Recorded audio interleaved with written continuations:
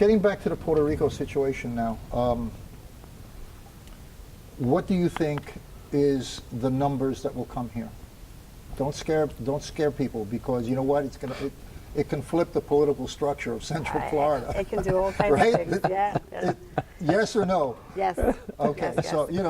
That you is got 3.5 million on the island, right? How many how many migrants of U.S. citizens will come into Central Florida?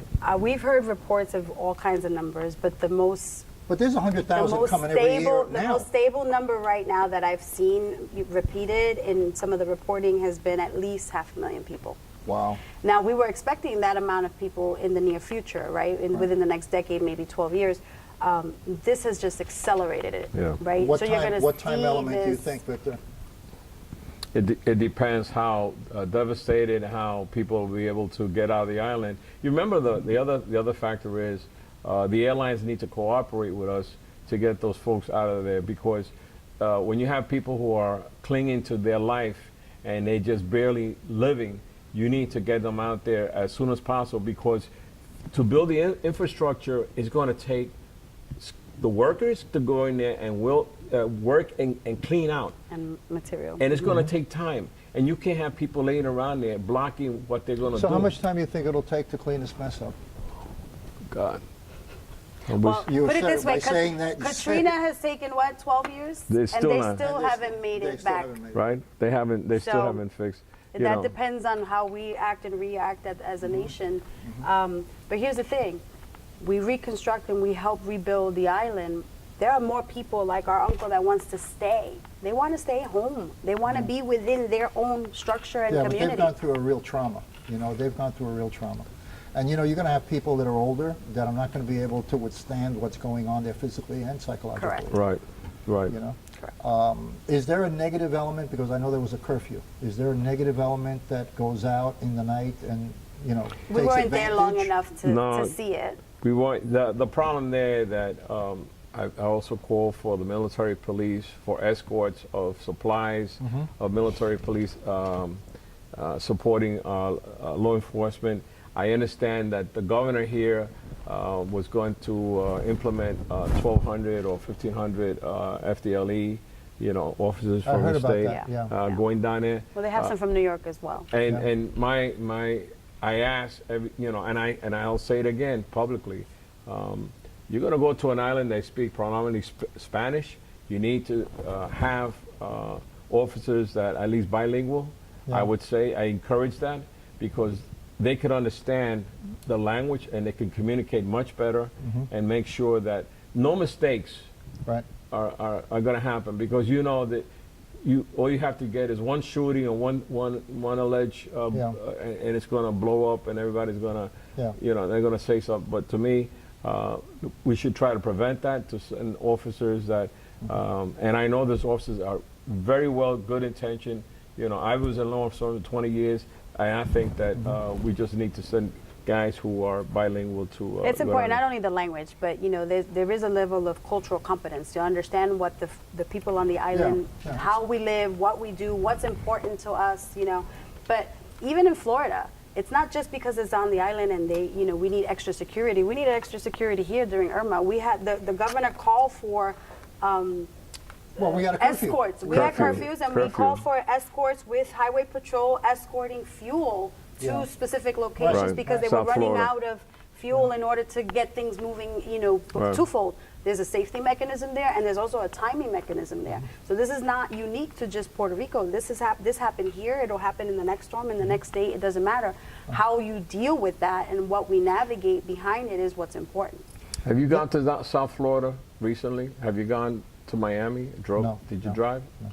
Okay. I was up in Jacksonville yesterday. Look at your gas prices up here, and then when you go south, you're going to see a difference in gas prices. We were just there from flying in. They charge you a large amount of money. Where Danny, the idea to me is we needed to get people out of harm's way. The fuel trucks were there to help people evacuate.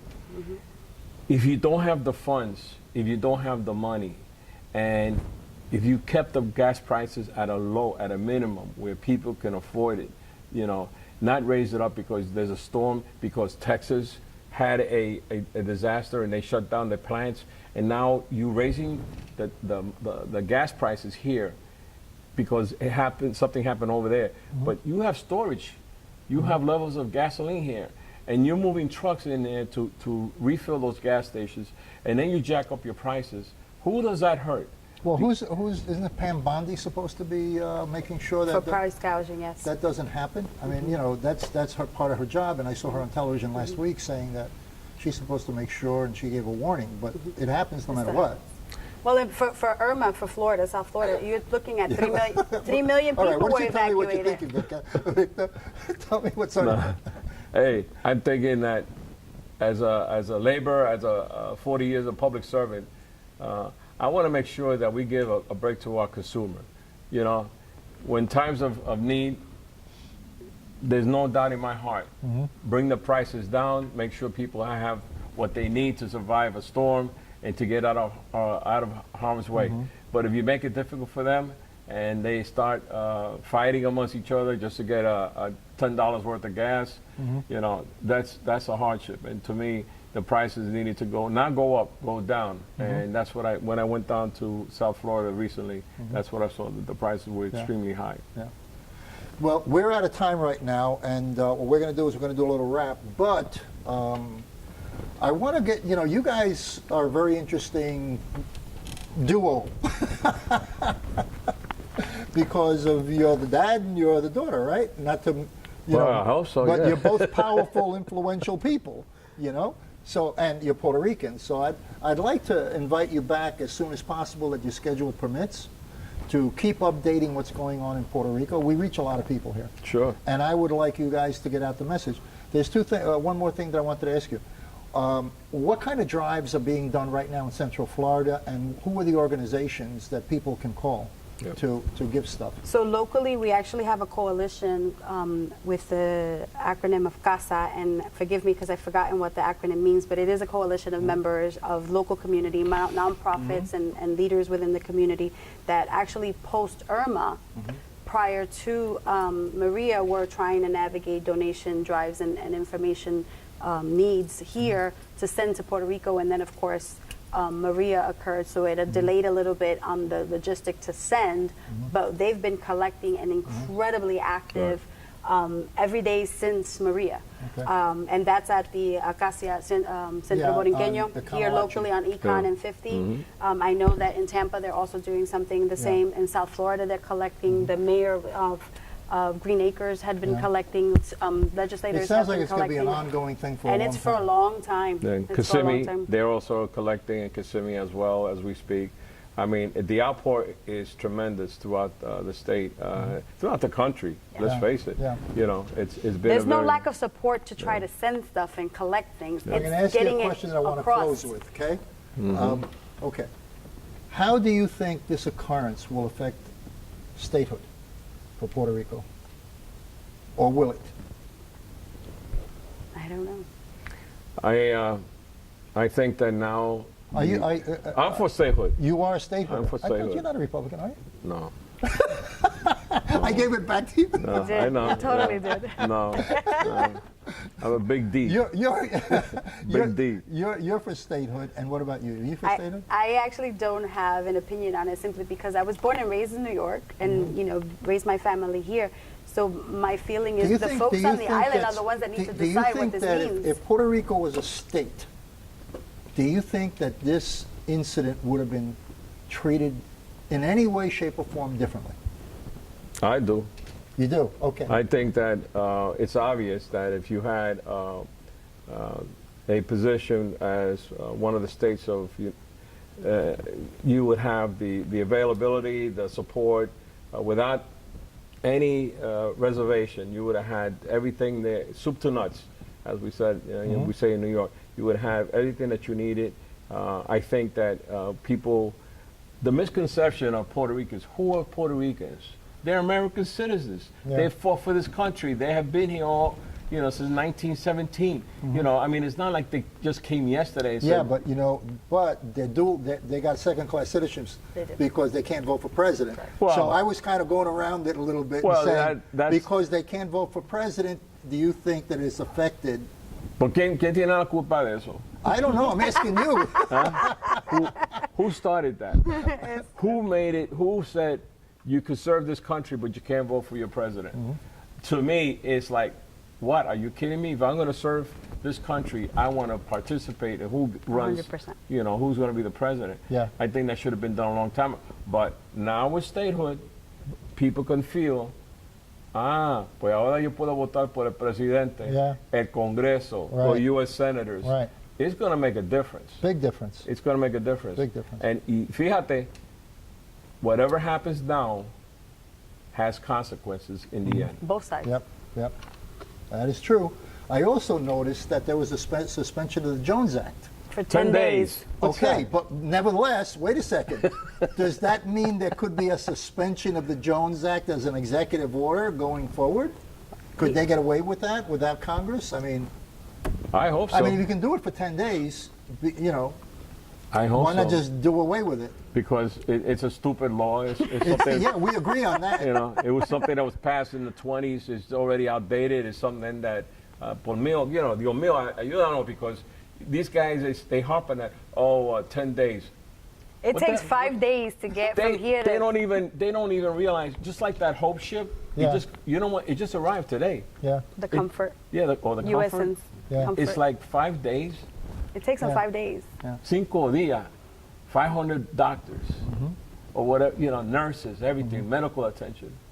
Pero la gente está sufriendo. And that right there, that we needed it, and they need to keep it there for as long as absolutely necessary. But that is still a ship that only has 1,000 beds. There are 3.5 million people on the island. How many do you think they're really going to be able to serve, and for how long? So Well, it's a process. it's going to be a long time. Oh, It's yeah. going to be a long time in healing. Oh, yeah. You know, that it's going to be. And how we handle it, both on a national level and on a local level and at the state, is important. Okay. We need to stay as elected officials. We're here. We're part of the legislature, but we also have our obligation to make sure that our constituents who have ties, because they have families there and they're concerned for them. And my phone is ringing off the hook, and people concerned that they haven't heard from their family members. So we need to keep that pressure on, because accountability, folks. You got to be accountable for who you vote for and what is their responsibility to act on your behalf. That's me. Okay. Well, we're going to close the show with that. This is Danny Ramos. Thank you, Amy Mercado, okay, state representative, and Victor Torres. He's our senator here in Central Florida, District 15. District 15. Okay. And this is Danny Ramos, and we will be back in a minute. Thank you. Esto es amor de verdad, nadie lo puede dudar. Step up to craft beer. Taino Light Lager has a crisp, refreshing Caribbean-style flavor. Boricua Craft Ale, full-bodied flavor for the true beer drinker. Stop drinking beer water. Mundo gira pegado a ti. Taino Craft Light Lager and Boricua Strong Craft Ale. Feel the rhythm and come up to craft beer. Hi, this is Senator Victor Torres, Spanish Speak Out, and I have with me now Representative Amy Mercado and Representative Carlos Guillermo Smith. And we're going to talk more about Puerto Rico now. So please, give us your thought on the trip we did yesterday. Well, we just came back from the island of Puerto Rico, and you know, it was an incredible experience to be there, to be able to witness firsthand, as you know, the devastation that the island has experienced since Hurricane Maria. Since yesterday was 14 days since the hurricane hit. And we had the great opportunity of being able to visit the area of Ponce, which is the southwest area of the island. We were immediately greeted by the mayor as soon as we deplaned, and she was able to give us an incredible lay of the land and tour of what the resources are on the ground to help Puerto Rico rebuild. And unfortunately, it wasn't much. We heard from her that there's not much assistance at all from FEMA, not much assistance at all from the federal government. No one has power. Half of her constituents don't have water or food or anything to be able to sustain their lives. It's pretty bad there. What did you think of the folks that were in line for the bakery, La Panaderia? You know, that was something that really stood out during our trip, you know, as we were being brought around different areas of Ponce to see like how people were coping. You see these lines wrapped around blocks for people trying to pay cash to buy fresh food at the food trucks. You had ATMs that had $100 limit for each transaction, and people were waiting hours in line just to get cash because they can't use their credit cards anywhere. What did you think of the landscape when you were driving up the mountainside and you were able to take pictures? He was our communications guy, taking photos. We assigned him to that. Know, and, That's right. Well, you know. So normally it's lush, right? It's all green and it smells so fresh, and you know, like soil when it's wet and like early morning dew. That's kind of how it feels, and it's all dark and brown. We were having that discussion yesterday. Well, Ponce, as I understand it, as being someone who hadn't had the chance to ever visit Ponce before until now, it's kind of broken up into two general areas. You know, you've got the more urban, more developed areas of the city, and then you have the more rural areas. The urban areas were made of mostly concrete buildings. So at first glance, it seems like the structural damage was minimal to those concrete buildings, even though people were there for now 2 weeks without any electricity or food or water.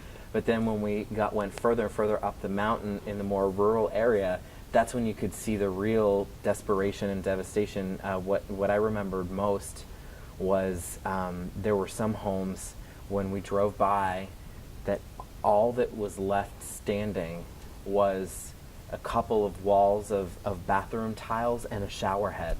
That was all that was left of some of these people's homes, just complete devastation. Personally, you know, like I expressed this before, seeing my uncle and what it brought back memories, how, you know, when you're a kid and you go to visit with family where your mother says, para el verano, you're going to your grandmother's house, you're going to spend 2 months in Puerto Rico, and you're going to get polo shirts and jeans and sneakers, y se van allá y comen allá. So my uncle, the one that we photographed with, he was the youngest. He's the youngest of the family. And he used to take us to the beach. He used to take us to the movies. He used to take us all around, you know. And seeing him in this condition and hearing him say to me, I told you, necesitamos agua. A basic necessity that we take for granted every day, and to think about how that's all they're asking. He wasn't asking, can you get me on the plane? He didn't ask me that. He didn't say, I want to leave here. No, he wants to stay there. He wants to help his neighbors, and he wants to make sure that they're all taken care of. That's what resilience is to me, of people in Puerto Rico. And that's not just in Ponce, but the other towns. They have that willingness to, you know, we don't need handouts. We just need for you to give us the little bit of help that you can. And I say rightly deserved, because you have served this country, like I said before. I appreciated the mayor's, the escort that she had for us to get around, because imagine with no lights, no electricity. Try getting on that mountain without our escort. We'd still be trying to traverse going down. And where did we meet the governor? Yeah, right up there in the rural mountains of Ponce. On the road. Yeah, on the road, on roads that were so skinny that, you know, when two cars passed, they got to slow down and, you know, get really close. Well, and so one of the things that stood out about this trip and how meaningful it was for us to be there, but also to be able to shine the amount of attention that was required to a community that really needs it. The governor of Puerto Rico, he hadn't had a chance yet to visit Ponce until our delegation arrived. So meeting with Florida lawmakers while we were in town was the catalyst that got him to go to that town. And when we discovered in those conversations that because of the breakdown in electronic communications, there were miscommunications that had gone on between the city of Ponce and the government of Puerto Rico, that they were not getting accurate information, and they were able to exchange that important information right there, to help get resources back to Ponce. Yeah. And that was such an important part. But you know, Representative Mercado, I know that you especially, and of course Senator Torres, you know, being able to bond with your family in that way from the moment that we got there, to make that personal connection, and on that level be able to connect and understand what's happening to the people of Puerto Rico, I thought that was so moving, and really underscored the value of the advocacy that we're doing right now for the people of Puerto Rico. Yeah, no, I was the best. And thank you for yesterday. You know, that not being able to communicate with family for any duration of time, especially when you want to communicate, just to understand the basics. Yeah. Are you okay? Are you alive? Do you need anything? Was pretty challenging and surreal, you know, 2 weeks later. So the opportunity that we had to at least send a message and not know if the message was even received until we landed, and be the first face that you see on the other side of the fence. I mean, it was as emotional and surreal as possible, just seeing that resilience and that smile. You know, Tio Bando looked at us, and as soon as he saw us, his whole world, his whole life changed. He was appreciative. And we talked to him, you know, we had several conversations separately. We'll, you know, you want to come home with us, we'll take you, we'll come back for you, like different mechanisms of the conversation. And he was like, no, I'm staying. He's, you know, he's okay, he wants to be there, but they needed the opportunity to be able to get to the materials, the supplies, just to have water. We left him all the stuff that you saw, and the small cooler with water and soda and whatever we brought with us, we last. And he was incredibly appreciative with that, which is only going to last a couple days, if that. Well, I remember had a taxing 2 days, huh? At the emergency management location we went to in Ponce, I saw the National Guardmen. They were lined up outside, and as a veteran, I had my Marine Corps hat, so I went over to them and I introduced myself, and I thanked them for the work that they've been doing, the outstanding, and they were hoorah, you know, and they were, you know, and I was excited, I was happy, and I said, you guys are doing one hell of a job with the circumstances, with nothing, you know, and that's Carlos, that's what it is. They are doing with nothing. The locals are. The locals are in charge, and they are the ones who are the driving force behind rebuilding the community. They have limited assistance. You know, one of the major takeaways that I think it's important as of this recording on October 3rd.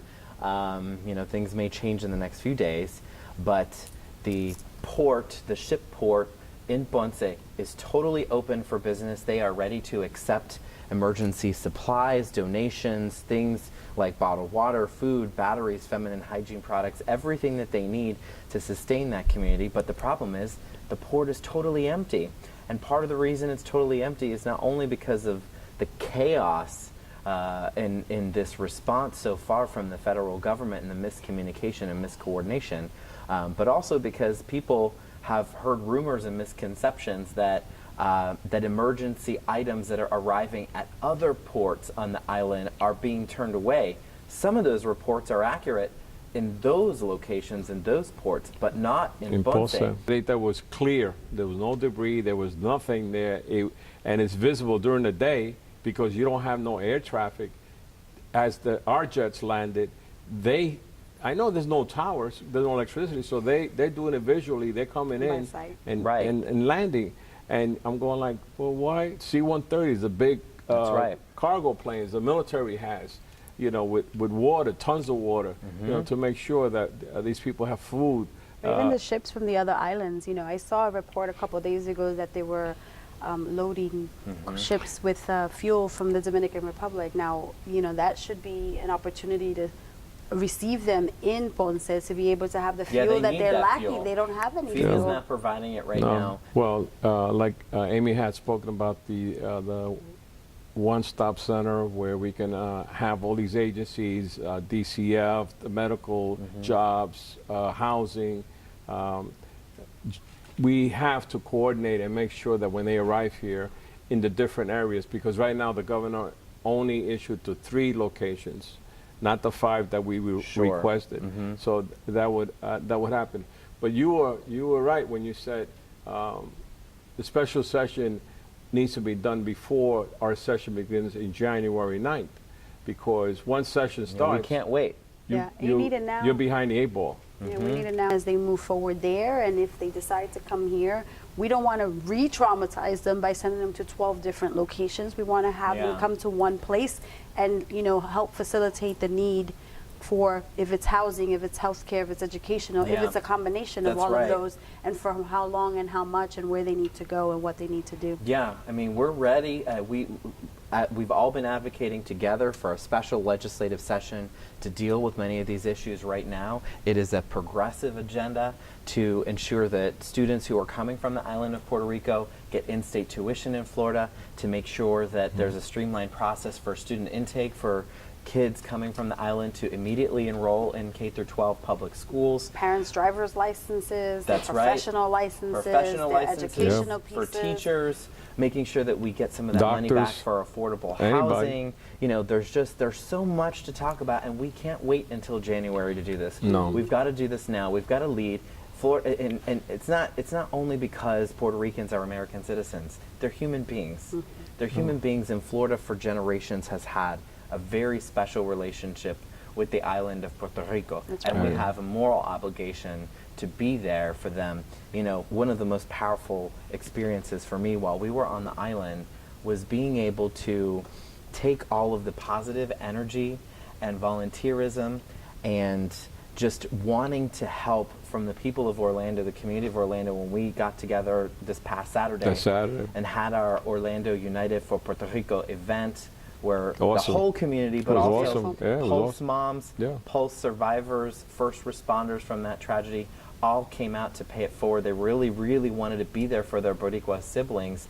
And when we met the governor and told him about that, and I gave him the rainbow ribbon that signifies the tragedy at Pulse, he already knew what I was talking about. He had seen photographs of our event online and really appreciates everything that the Orlando community has been doing. So thank you, Orlando. The message was received all the way in Puerto Rico by the governor. Even without electricity. Even without electricity, they know about the good deeds of this community. So that's really awesome. I just want to say that Irma had gone through and skimmed Puerto Rico. It devastated the islands, the Virgin Islands. Puerto Rico was in a process of sending help to the Virgin Islands. That's right. So that's how Americanized our country is, that they weren't just thinking about themselves.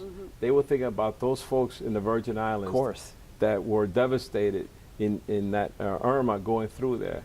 And look what happened in reverse, you know, that the storm Maria came behind and devastated. you know, but so true. You want to say something in closing? Yeah, I mean, I'm looking forward to all the work that we actually have in front of us. I think it is imperative that we take charge of it and lead it. You know, we understand our needs, we understand our families' needs both here and there, and the folks, even the folks that live here, that are affected daily because they have the tie to the island and they have family members over there or are bringing family members here. This turns everything upside down for a significant amount of the people within our community. So it's really important for us to be their voices, because we not only are we Puerto Rican, but even being just Latino, understanding the cultural competence behind that and the need to be so close to our families, multi-generational families, to understand that it's not just that one person, it's all of us, and collectively we can figure it out and make it work. And then, you know, we move on and we grow from this. This is definitely a growth for us. That's right. And to that point, in my own closing, you know, what I would say is that it's true. It doesn't matter if you're not Puerto Rican or even if you're not Hispanic or Latino. In this moment right now, in their time of need, we're all Puerto Ricans. Right. A lot of people mistake me for being Puerto Rican. I'm actually Peruvian, but I consider that an honor, certainly. And I'm just honored to be partnering with the two of you and continuing to advocate for the Puerto Rican community. We all stand united. We all stand, as united, we stand stronger. Let's face reality. We are one family. We look out after each other. And all our constituents, we look at after them as well. I want to thank Danny Ramos, Hispanic Speak Out, for this opportunity. to do this right. with us three, and hopefully we'll come back with better news in the future. Thank you again, and have a good evening. Thanks.